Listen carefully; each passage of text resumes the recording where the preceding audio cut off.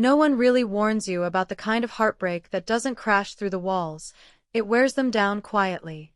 It doesn't arrive with yelling matches, slammed doors, or tears soaking the carpet. It comes softly, like a breeze sneaking through a closed window.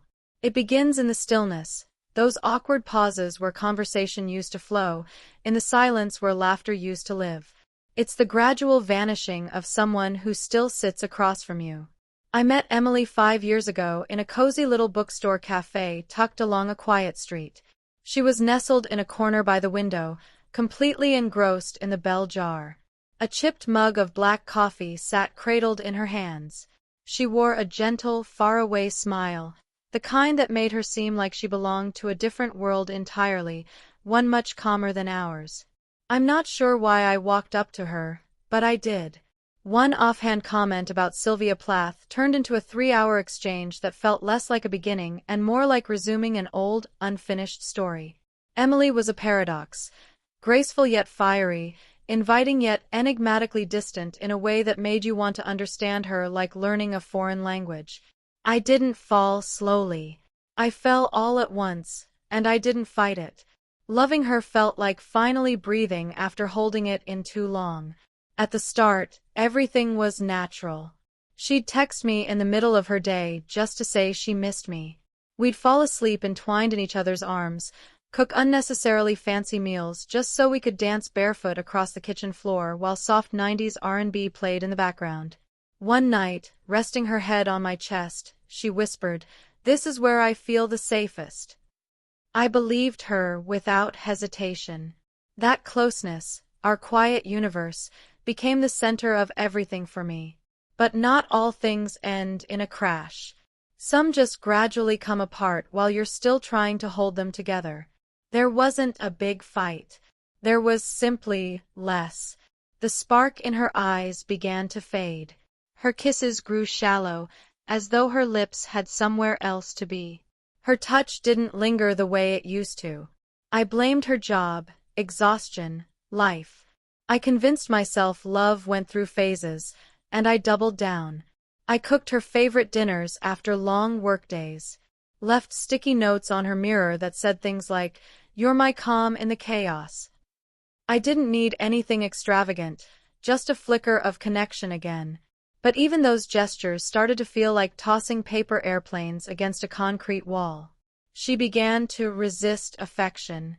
A morning kiss was met with a turned cheek. Hugs became brief and dutiful. At night, she'd roll over with the excuse of being too tired to talk. The silence settled between us like fog, thick and heavy, carrying words we never dared to speak. I didn't confront her. I gave her space. But something inside me already knew. We weren't breaking. We were slowly dissolving. Then the moment came, the one that shattered the illusion completely. It was a quiet Sunday. We were supposed to visit her parents.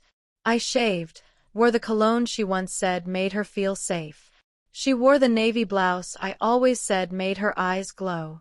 As we moved toward the door, I leaned in without thinking, aiming for a simple, familiar kiss. No fanfare, just love. She recoiled. "Don't kiss me," she said. No anger. No reason. Just ice-cold detachment, as if I'd crossed some invisible line.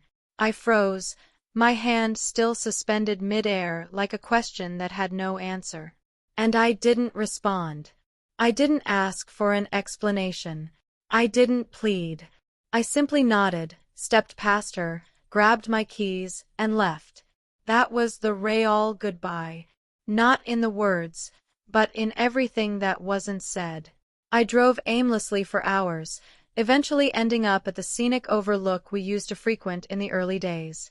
It was the place where we talked about the life we wanted. Children, travel, a house filled with light and warmth. I sat on the hood of my car, watching the city lights blur in the distance, and I understood. I had already lost her, long before that Sunday. I just hadn't admitted it to myself. Something inside me shut down that day, not in anger, just in acceptance. I didn't announce it. There was no need. My silence said everything. After that, I stopped trying. I no longer reached for her. I drifted through the house like a stranger, ate meals alone, kept quiet, slept as far from her as the bed allowed. I wasn't drifting. I was intentional. I had stopped hoping she'd notice. No longer did I scan her face for signs of warmth. The version of me that used to cling tightly, that pleaded in silence for her to return, vanished the day she said, "Don't kiss me." Oddly enough, the silence that once suffocated me began to feel like stillness, like peace. She sensed the change. It rattled her. I could feel her watching me again. One evening, I caught her scrolling through my phone, something she'd never done before. She started putting on makeup more frequently, even when we stayed home. She made my favorite pasta, texted to ask how my meetings were going, tried to show interest again. I thanked her, but the distance remained. She suggested we go out for brunch, like we used to on lazy weekends. I told her I already had plans. I wasn't lying. I drove north, hiked in solitude, and sat quietly by a still lake. For the first time in ages, I didn't feel hollow. I felt weightless. When I returned, she was waiting in the living room, wrapped in the old gray sweater I once adored. Music played softly, a candle flickered. "Where were you?" she asked. "Just out." "With who?" "Just me." She looked like she wanted to say something else, but I didn't invite it. That was our new rhythm, her reaching, me unmoved. Days later, as she passed me in the hallway, she said, "You smell nice." I nodded. "Thanks," and kept walking. That's when I saw it land. The recognition. The emptiness she once handed me was now hers to carry. Her messages came more frequently. Light check-ins. "Dinner tonight? Want to watch something?" I replied, always polite, never initiating. I let her sit in the same quiet that had once drowned me, because by then, I had already grieved. I had mourned the woman who used to hum while cooking, who looked at me like I was her home. That woman had vanished, and I'd stopped hoping she'd come back. Then one night, my phone lit up, "I miss us." I didn't freeze. No sharp emotion pierced me.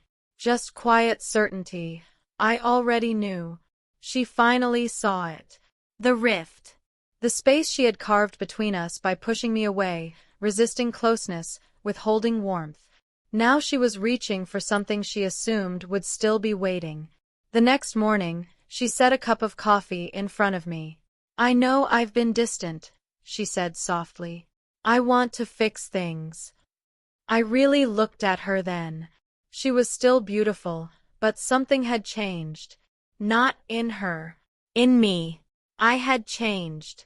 I gave a small smile, sipped the coffee, stood, kissed her forehead, the kind of kiss I once ached for, and said, "We'll talk soon." It wasn't a lie, but it wasn't a promise either. Now she was the one hoping. She tried harder. Candles lit, our old playlist played in the background, the perfume I used to compliment filled the room. She brushed my hand while I washed dishes, laughed too loudly at things I said. But every gesture felt hollow, like echoes in a house long abandoned. Then came the night she asked me to meet for drinks. The same bar from our second date. She wore that red dress I used to love. But her laugh cracked instead of rang. She didn't talk about dreams, only regrets. Halfway through her drink, she reached for my hand. "I pushed you away because I was scared," she said. "You loved me so deeply, it overwhelmed me." I didn't pull away, but I didn't hold on either. "I understand," I said. She leaned closer. "I want us again." I looked her in the eye. "Emily, I spent months asking for closeness. You turned your back on me. You looked at me like I was a stranger. Do you remember what you said before brunch?" Her eyes dropped. "Don't kiss me," she whispered. I nodded. "You said it like touching me disgusted you." I didn't stop loving you in that moment, but I began to heal without you. And now, I don't want to go back. Her tears came quietly. I still love you, she said. I know, I replied. Just not in the way I needed. When the check came, I paid. Not out of pride, but to let it end with grace. That night, I heard her crying in the next room. I didn't go to her, not from cruelty, but because it was no longer my burden to hold. She kept trying over the next few days. Made breakfast. Mentioned therapy. But what she didn't understand was that I had already rebuilt myself while she was absent. 2 weeks later, we sat on the porch. She handed me water after a run. I think I've lost you, she said. I watched the sky darken. You didn't lose me now, I said. You lost me slowly. Night after night. Every time you turned away. She swallowed. Is there someone else? No, I said. But there will be. And when she comes, she'll treat my love as something precious, not something to tolerate. Are you leaving? I already left. You just didn't notice. That weekend, I packed in silence, took only what belonged to me, left the key on the counter. As I reached the door, she stepped in front of it, mascara streaked, eyes hollow. Please, she whispered. Don't go. I looked at her for a long time.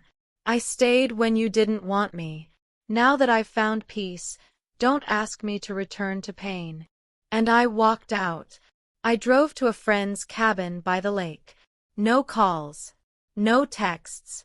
I fell asleep under a sky filled with stars I hadn't noticed in years.